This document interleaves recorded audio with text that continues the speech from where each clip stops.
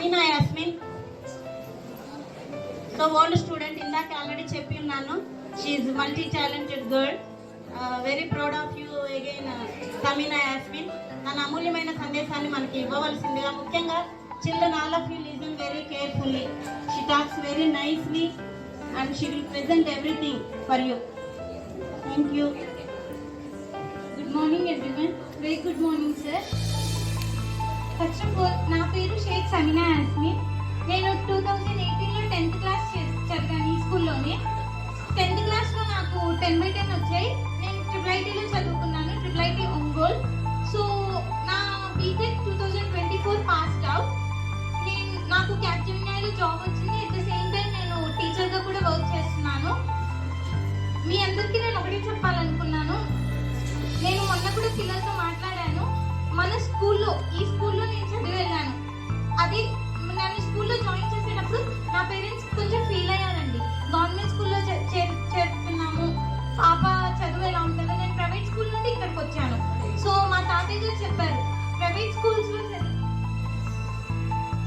స్కూల్స్లో చదివించే టీచర్స్ కూడా చదువుకొని ఉంటారు, కాకపోతే గవర్నమెంట్ స్కూల్లో చదివించే టీచర్స్ వేరు, వాళ్ళ క్వాలిఫికేషన్ వేరు.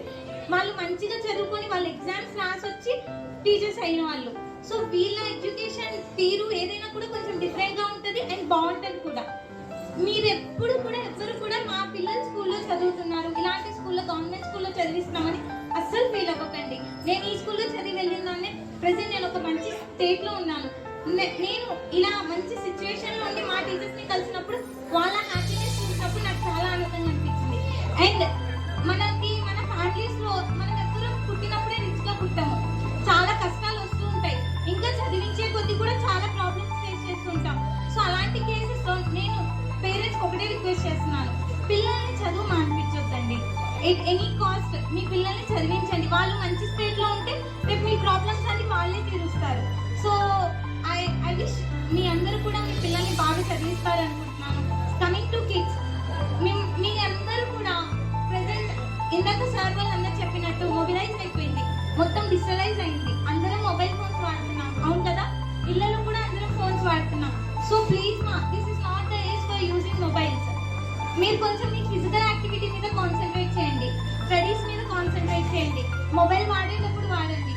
This is not the time, this is not the right time, అది గుర్తుపెట్టుకోండి. ప్రెసెంట్ మీరు చదువుకోండి, బాగా చదువుకోండి.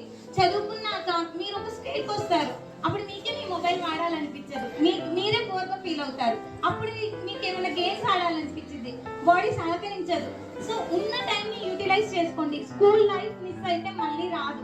ప్రతి ఒక్కటి నిజంగా చెప్తున్నానండి, నేను చదువుకున్న టీచర్స్ ఇక్కడ ఉన్నారు, నన్ను ఎలా చదివించారో దానికంటే బాగా చదివిస్తున్నారు. మాకు లేని ఫెసిలిటీస్ కూడా ఇంకా ఉన్నాయి. ప్రోగ్రెస్ రిపోర్ట్స్ ఇస్తున్నారు. పేరెంట్స్ మీ అందరికీ రైట్ ఉంది, వచ్చి అడగొచ్చు. మీరు అడిగితే ప్రతి ఒక్కరికి ఇన్ఫర్మేషన్ ఖచ్చితంగా ఇస్తారు. సార్ వాళ్ళు కానీ, టీచర్స్ వాళ్ళు కానీ, మా తాతయ్య వాళ్ళు, అమ్మ వాళ్ళు వచ్చి అడిగేవాళ్ళు. అట్ ద సేమ్ టైం మీరు ఇప్పుడు వచ్చారు మీ పిల్లల కోసం, that is very good thing అండి. మీ పనులన్నీ మార్చుకొని వచ్చారు. వీక్లీ వన్స్ కానీ, అట్లీస్ట్ మంత్లీ వన్స్ కానీ వచ్చి ఏం చదువుతున్నారు, ఎలా చదువుతున్నారు, వీళ్ళలో ఏమైనా ఇంప్రూవ్మెంట్ ఉన్నారు. అందరూ అన్ని సబ్జెక్ట్స్లో ప్రోగా ఉండరు, కొన్ని సబ్జెక్ట్స్లో కొంతమంది వీక్గా ఉంటారు.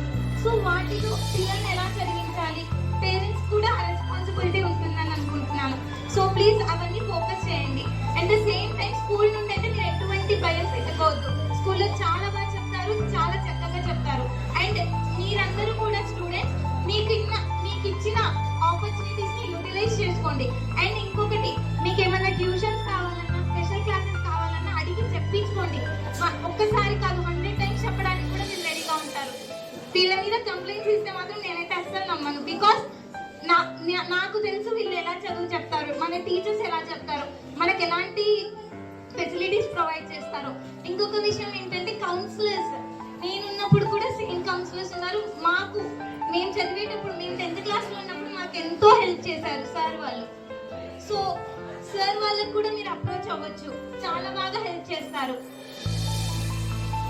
సో అందరూ కూడా మన స్కూల్కి మంచి మార్క్స్ తెచ్చి పెట్టాలి. ఇలా తెచ్చి పెట్టి మన స్కూల్కి ఇంకొన్ని ఇంప్రూవ్మెంట్స్ అవుతాయి. ఇన్ ద సేమ్ వే నాలాగా కూడా మీరందరూ వచ్చి మాట్లాడాలని నేను అనుకుంటున్నాను.